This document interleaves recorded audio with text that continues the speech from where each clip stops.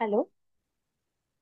আজকে আমরা পড়বো হচ্ছে সেল এন্ড সেল অর্গানেলস। তো সেল এখন কি বা সংজ্ঞাটা কি সেটা হচ্ছে যে আমরা সবাই মোটামুটি জানি cell is defined structure or smallest basic unit of life that is responsible for all of life's processes।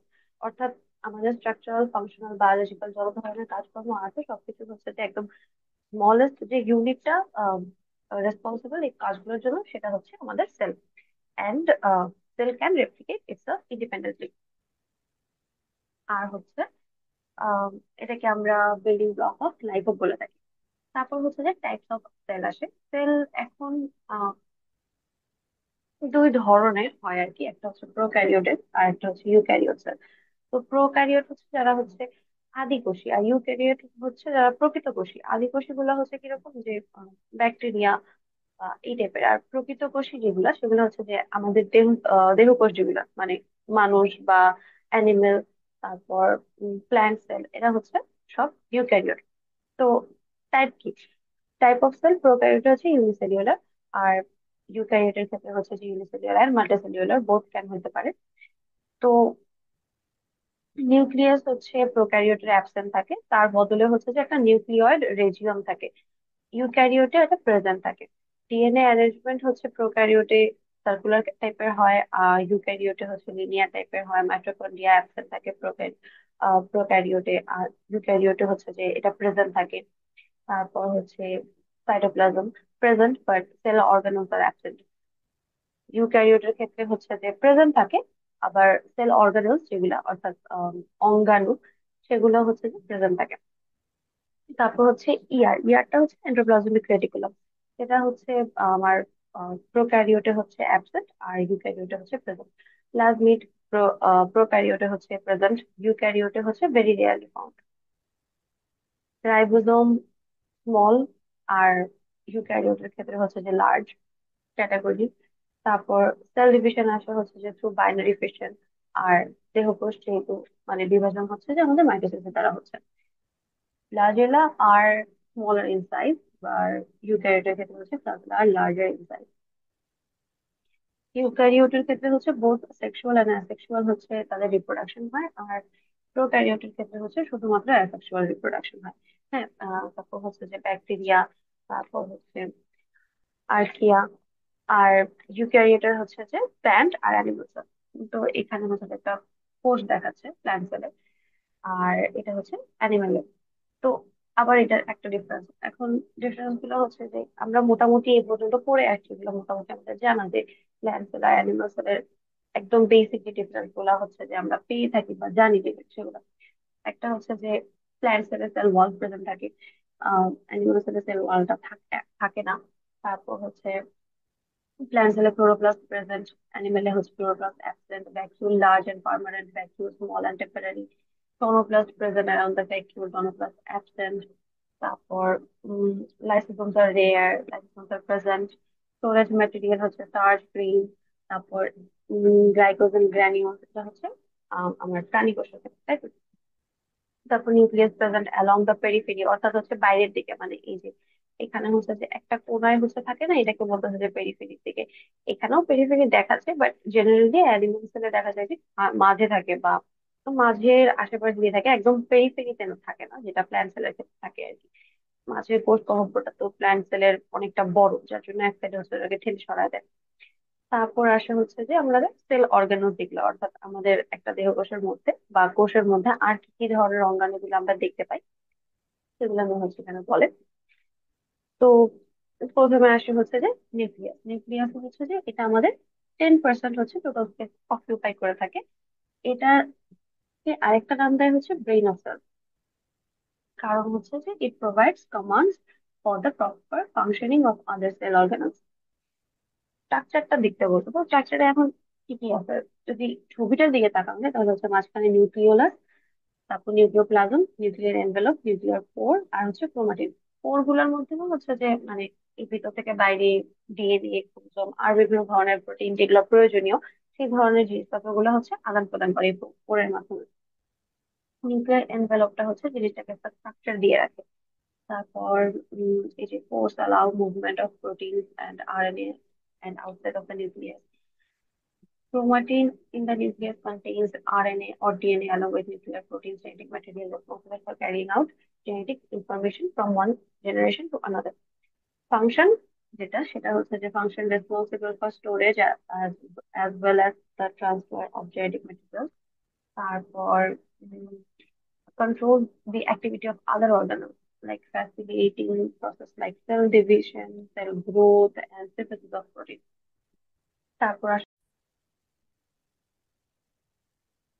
তারপর আসি হচ্ছে ক্লোরোপ্লাস্ট। ক্লোরোপ্লাস্ট হচ্ছে a type of plastid, এখানে এখানে প্লাস্টিক লিখে আছে, এটা হবে প্লাস্টিড। তো involved in photosynthesis in plants and algae, contains an essential pigment called chlorophyll, which is necessary for trapping sunlight for the production of glucose. স্ট্রাকচারের দিকে যদি এখন আসি তাহলে হচ্ছে যে এখানে বলছে double membrane structure, has its own DNA. তারপর হচ্ছে lens shaped outer membrane and inner membrane, thylakoid membrane, and that enclosed the gel-like matrix called stroma. তো ছবিটার দিকে তাকাইলে দেখা যাবে যে এই যে একটা আউটার মেমব্রেন, তারপর আসতে হচ্ছে যে ইনার মেমব্রেন এখানে, তারপর এখানে একটা ইন্টার মেমব্রেন স্পেস আছে। তো এই যে জিনিসগুলো ওগুলোকে বলতেছে থাইলাকয়েড। এখানে রাইবোজোমও পাওয়া যায়। তারপর হচ্ছে যে এখানে আমার একটা ক্লোরোপ্লাস্ট ডিএনএ যেটা সেটাও আছে। এই থাইলাকয়েড গুলা যে একটার সাথে একটা কানেক্টেড হয়, এটা হচ্ছে ল্যামেলার দ্বারা কানেক্টেড হয়। এই এতগুলা যে থাইলাকয়েড একসাথে যে একটা ব্রাঞ্চ হয়ে আছে, এটা হচ্ছে আমার গ্রানাম বলতেছে। এখানে স্টার্চ গ্র্যানুলও পাওয়া যায়। তারপর এই যে লিপিড ড্রপলেট, অর্থাৎ লিপিড হচ্ছে আমাদের প্রোটিন, সরি প্রোটিন না তো তেল, তেল যে জিনিসটা সেটা হচ্ছে যে এখানে পাওয়া যাচ্ছে। তো মানে ছোট ছোট থাকে। আর লুমেন হচ্ছে যে গহ্বর গুলা, অর্থাৎ এই যে থাইলাকয়েডের মধ্যে যে আমার ফাঁপা জায়গা বা গহ্বর যেটা, এটা হচ্ছে লুমেন। আর স্টোমাটা হচ্ছে যে এখানে যে জেল লাইক যে ম্যাট্রিক্সটা থাকে, ম্যাট্রিক্স কল স্টোমা। তো এই হচ্ছে আমার ক্লোরোপ্লাস্টের গঠন। তারপর ফাংশন হচ্ছে primary centre for light dependent and light independent reaction during photosynthesis. তারপর different proteins present in chlorophyll are involved in the regulation of photorespiration. তারপর আসে হচ্ছে মাইটোকন্ড্রিয়া। ওকে, মাইটোকন্ড্রিয়াকে বলছে power house of the cell, অর্থাৎ আমার এটা পাওয়ার জেনারেট করতেছে because it produces ATP, cells energy currency. এটা যদি এখন স্ট্রাকচারের দিকে তাকাও, এটাও হচ্ছে আমার ডাবল মেমব্রেনের মতো, হ্যাঁ। দুইটা লেয়ার, একটা হচ্ছে যে আউটার মেমব্রেন আর একটা হচ্ছে ইনার মেমব্রেন। ইনার মেমব্রেনের মধ্যে এই যে ভাঁজগুলা দেখা যায়, এই যে ভাঁজগুলা এগুলোকে বলতেছে ক্রিস্টি। তারপর এখানে রাইবোজোম পাওয়া যায়, এই যে রাইবোজোম আছে। তারপর হচ্ছে এখানে যে উম কি বলবো ক্রিস্টির মধ্যে যে মেট্রিক্সটা থাকে, এখানে হচ্ছে অনেক ধরনের এনজাইম কোএনজাইম বিভিন্ন ধরনের কি বলবো জিনিস থাকে, যেটা হচ্ছে যে বিভিন্ন বায়োসিনথেসিস বা বিভিন্ন টাইপের থাকে না কেমিক্যাল রিয়াকশন, সেগুলোতে হচ্ছে কাজ করে। তো mitochondria contains two membranes, outer layer being smooth, while the inner layer is marked with folding and finger structure called cristic. আহ, উম, এখানে হচ্ছে যে এখানে মাইটোকন্ড্রিয়াল ডিএনএ ও পাওয়া যায়, এই যে মাইটোকন্ড্রিয়াল ডিএনএ হচ্ছে 10% of the protein present in the mitochondrial DNA that is capable of producing it। মানে মাইটোকন্ড্রিয়াল ডিএনএ টা আমার 10% এর মতো প্রোটিন প্রডিউস করতে পারে বা কেপেবল। এটা হচ্ছে সিঙ্গেল থাকতে পারে, ডাবল স্ট্যান্ডার্ডও থাকতে পারে। Function of mitochondria. Primary function of mitochondria is the synthesis of energy in the form of ATP required for proper functioning of all the cell organelles. তারপর আসি রাইবোজোমে। রাইবোজোম হচ্ছে ribonucleoprotein containing equal parts RNA and proteins along with an array of other essential components required for protein synthesis. তো এটার স্ট্রাকচারটা কি, রাইবোনিউক্লিওপ্রোটিন বা RNA দুইটা subunit নিয়ে গঠিত। প্রোক্যারিওটের ক্ষেত্রে হচ্ছে যে আমার 70s থাকে, তার একটা ইউনিট হচ্ছে আমার 50 আর একটা হচ্ছে আমার 30। এটা 30 ইউনিট, এটা 50 ইউনিটের। আর যদি ইউক্যারিওটিক অর্থাৎ প্রকৃত কোষে যেটা আমি বলতেছি সেটার জন্য হচ্ছে আমার 60-40। এটা হচ্ছে দুটা সাব ইউনিটের মানে মাপ। তারপর হচ্ছে আসে রাইবোজোমের ফাংশন। রাইবোজোমের ফাংশন হচ্ছে যে site of biological protein synthesis. আর হচ্ছে they arrange amino acids in the order indicated by tRNA and assist in protein synthesis. Vacuole হচ্ছে কোষ গহ্বর যেটা বলছে, হ্যাঁ। Membrane bound structure varying in size in the cells of different organisms. এখন এখানে কি কি দেখতে পাওয়া যায়? ব্যাকটেরিয়ার মধ্যে থাকে হচ্ছে যে আমার টনোপ্লাস্ট আর হচ্ছে সেন্ট্রাল ভ্যাকুয়াম। টনোপ্লাস্ট হচ্ছে আমার মানে কোষ গহ্বরটাকে যে একটা পাতলা আবরণ পেঁচায় থাকে সেটা হচ্ছে টনোপ্লাস্ট বলতেছি। আর এটাকে সেল স্যাপ বলতেছে। Vacuum is surrounded by a membrane called tonoplast, which encloses fluid containing inorganic materials like water, organic material like nutrients, and even enzymes. These are formed by the fusion of various vesicles. So vacuoles are very similar to vesicles in structure. Function হচ্ছে act as a storage for nutrients as well as waste material to protect the cell from toxicity. অর্থাৎ বিভিন্ন ধরনের আমার যে chemical nutrient কোনো কিছু দরকার সেটাও স্টোর করতেছে, আবার যেগুলো হচ্ছে যে আমার জন্য বিপজ্জনক সেগুলোও হচ্ছে কোষের আহ সে স্টোর করে রেখে দিচ্ছে যেন ক্ষতি করতে না পারে সেই সেলের। তারপরে আসে হচ্ছে অর্গানাল ডিএনএ। হ্যাঁ, এটা হচ্ছে যে মানে এই যে আমরা মাইটোকন্ড্রিয়া আর ক্লোরোপ্লাস্টের মধ্যে আলাদা ধরনের দুটো ডিএনএ দেখলাম, এই দুটো ডিএনএ সম্পর্কে আর কি এখানে বলতেছে যে the DNA molecules found in the mitochondria and chloroplast are small and circular, much like the DNA of a typical bacterium. There are usually many copies of DNA in a single mitochondrion or chloroplast. Mendel's law and statistical tests cannot always predict inheritance patterns. The DNA contained in chloroplast and mitochondria do not obey Mendel's law. অর্থাৎ ওই যে আমরা মেন্ডেলের যে ল পড়ে আসছিলাম যতগুলো ইনহেরিটেন্সের, সেগুলো হচ্ছে এই মাইটোকন্ড্রিয়াল ডিএনএ আর ক্লোরোপ্লাস্ট যে ডিএনএটা এটা হচ্ছে যে মানে না। মেন্ডেলের ল ছাড়াই এরা কোনোভাবে এক বংশ থেকে আরেক বংশে বা এক কোষ থেকে আরেক কোষে মানে প্রবাহিত হচ্ছে বা যাচ্ছে। তো এখানে মাইটোকন্ড্রিয়াল ডিএনএ বলতেছে যে ডিসেন্ডেন্ট ফ্রম এনশিয়েন্ট প্রোক্যারিওট থেকে আসছে, have their own DNA separate from nuclear genome. অর্থাৎ এই ডিএনএটার সাথে মানে আমার নিউক্লিয়াসের মধ্যে যে ডিএনএ থাকে সেই জিনোমের কোনো সম্পর্ক নাই। তো এটাকে মাইটোকন্ড্রিয়াল ডিএনএ বা এমটিডিএনএও বলে। encodes products necessary function for the mitochondrial function. Characteristics বলতেছে double stranded, usually circular, তারপর rarely linear পাওয়া যায়, হ্যাঁ, relatively small in animals, variable in size in fungi and plants, present in multiple cells, 10,000 somatic cell এরকম separate কপিতে থাকে, evolving more rapidly than nuclear DNA.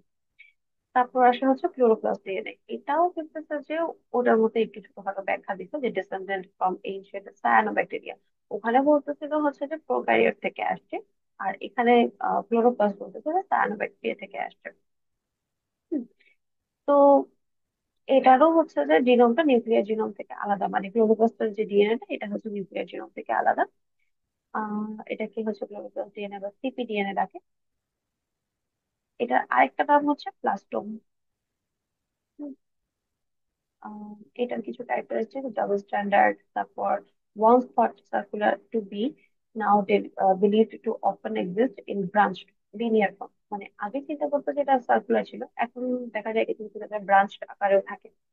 তারপর size দিয়েছে প্রেসেন্টেড multiple or separate copies, encodes tRNA and rRNA that function in the chloroplast, encodes proteins that often require components of the nuclear genes to become functional. তারপর বলতেছে how extra nuclear DNA differs from nuclear DNA। তো এটা একটা পার্থক্য যেটা এটা আশায় বা পাওয়া যায়। আর হচ্ছে যে এই যে how extra nuclear DNA differs from nuclear DNA। তো লোকেশন অনুযায়ী একটা পার্থক্য আসে,